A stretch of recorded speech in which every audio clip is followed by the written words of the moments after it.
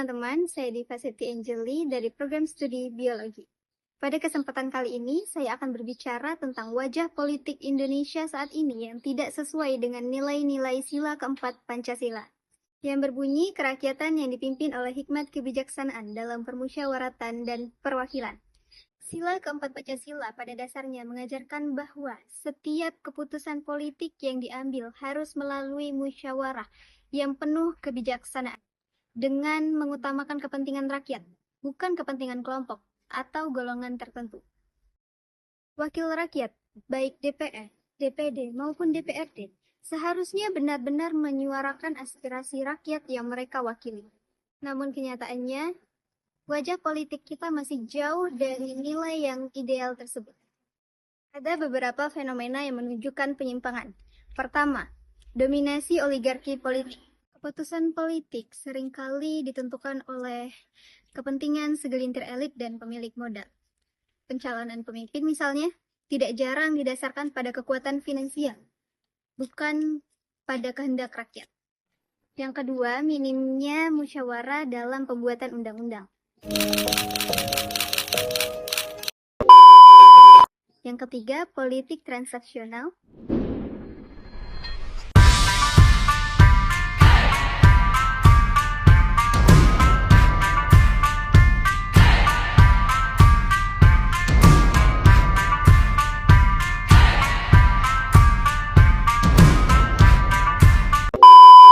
Yang keempat, lemahnya kualitas demokrasi deliberatif.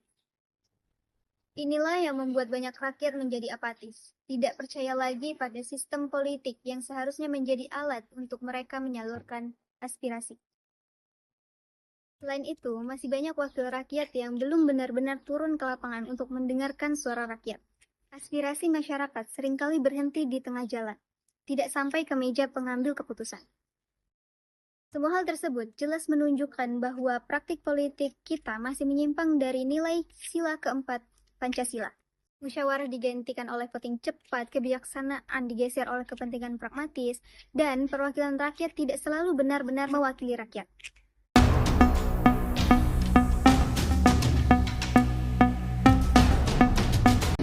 Halo teman-teman, saya Aulia Sari dari Prodi Biologi. Di sini saya akan memberitahukan dan menjelaskan tentang kasus-kasus korupsi yang pernah terjadi di Indonesia. Komisi Pemberantasan Korupsi menahan 2 petinggi perusahaan BUMN PT BGR. Bupati Kepulauan Meranti Muhammad Adil ditetapkan KPK sebagai tersangka. Mega kembali menahan 2 program keluarga harapan untuk media sosial. Kata korupsi di Indonesia seakan-akan tidak pernah berhenti karena dari masa ke masa selalu munculkan kasus-kasus baru yang mencoreng wajah bangsa. Salah satunya ada skandal besar yang mengejutkan para publik, yaitu tentang korupsi Tata Niaga Timah yang melibatkan Henry Lee sebagai pemilik PT Tinindo Internusa. Henry Lee divonis selama 14 tahun penjara oleh Pengadilan Tinggi di Jakarta karena ia telah terbukti melakukan praktik korupsi dalam pengelolaan komoditas timah PT Timah Tbk sejak 2015 sampai 2022. Sampai 7 tahun dia juga terlibat dalam manipulasi tata niaga yang merugikan negara dengan jumlah yang sangat besar. Kerugian negara akibat tindakannya itu mencapai 1 triliun 52 miliar rupiah, yang dimana angka itu sangat fantastis. Bayangkan, seharusnya uang sebanyak itu bisa dipakai untuk membangun sekolah, rumah sakit, infrastruktur, serta membuat program kesejahteraan rakyat, namun itu semua dirampas untuk kepentingan pribadi. Pernah kepikiran nggak sih kenapa yang kerja keras itu rakyat, tetapi yang hidup mewah itu justru hanya para koruptor? Dampaknya uang rakyat sering hilang, pembangunan ambruk, serta rakyat makin susah. Nah, dari kasus ini menunjukkan bahwa korupsi adalah bentuk pengkhianatan terhadap rakyat yang bukan hanya merugikan keuangan negara, tetapi juga menghilangkan kesempatan jutaan masyarakat untuk hidup lebih sejahtera. Tindakan Henry Lee ini juga jelas bertentangan dengan nilai Pancasila, yaitu nilai yang kedua, kemanusiaan yang adil dan beradab, tetapi tindakan korupsi ini sangatlah tidak berperi kemanusiaan karena tetap rakyat yang menanggung akibatnya. Lalu ada nilai sila yang kelima yang berbunyi dengan keadilan sosial bagi seluruh rakyat Indonesia. Karena kekayaan negara hanya dinikmati oleh segelintir orang, sedangkan masyarakat banyak hidup dalam kesulitan. Demikian penjelasan tentang salah satu wajah politik yang melanggar nilai-nilai Pancasila. Saya Aulia Sari pamit undur diri. Terima kasih. Assalamualaikum warahmatullahi wabarakatuh. Perkenalkan, nama saya Suci Rahayu dari program studi biologi. Di sini saya akan memfokuskan tentang rumusan Undang-Undang TNI dan nilai Pancasila yang terlupakan. Menyetujui dan menyetujui menerima bawa pesan ini ke persekutuanmu, tempat ibadah terbakar lagi. Bawa pesan ini lari ke keluargamu, nama kita di Lembaga Anti Korupsi IWC mengkritik pedas tentang rumusan Undang-Undang TNI ini, di mana perumusan undang-undang ini dilakukan secara tertutup, tidak transparan, dan tidak melibatkan masyarakat sama sekali. Tetapi yang sangat mengkhawatirkan adalah isinya. Rumusan Undang-Undang TNI ini ingin membuka jalan bagi perwira TNI untuk mengisi jabatan sipil, di mana yang semula hanya 10 lembaga, kini menjadi 15 lembaga sekaligus. Ini seperti menghidupkan kembali hantu dui fungsi ABRI di masa lalu, di mana praktik yang menghambat demokrasi dan menyakiti masyarakat sipil. Lalu, mengapa sih ini sangat penting bagi kita? Karena yang pertama, mengganggu demokrasi. Posisi militer aktif di jabatan sipil mengakibatkan praktik otoriter dibawa kembali lagi ke pemerintahan. Yang kedua, praktik ini memicu impunitas, di mana contohnya kasus Basarnas pada tahun 2023. Berdasarkan fakta-fakta di dalam drama politik ini, wajah politik yang digambarkan oleh para pemangku kebijakan adalah wajah politik yang melanggar semangat Pancasila. Mulai dari praktik yang tertutup, boros, dan ancaman mengembalikan domisi militer ini merupakan bukti yang nyata bahwa nilai-nilai kerakyatan, keadilan sosial, dan hikmah kebijaksanaan akan mudah terlupakan hanya karena kelompok-kelompok dan hanya karena elit-elit tertentu saja. Mungkin hanya itu yang dapat saya sampaikan mengenai revisi Undang-Undang TNI dan nilai Pancasila yang terlupakan. Saya Suci, pamit undur diri. Wassalamualaikum warahmatullahi wabarakatuh. Tentang penyalahgunaan kekuasaan di Republik Indonesia atau di negara kita di Indonesia.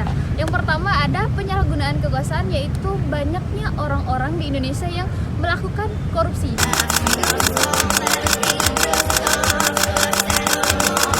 Perkenalkan, nama saya Farani.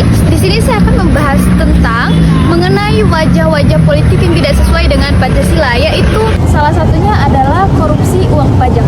Nah, di dalam korupsi uang pajak ini terdapat salah satu yang terlibat, yaitu Rafael Alun Trisambodo. Rafael Alun Trisambodo ditetapkan sebagai tersangka kasus dugaan tindak pidana pencucian uang atau TPPU oleh KPK.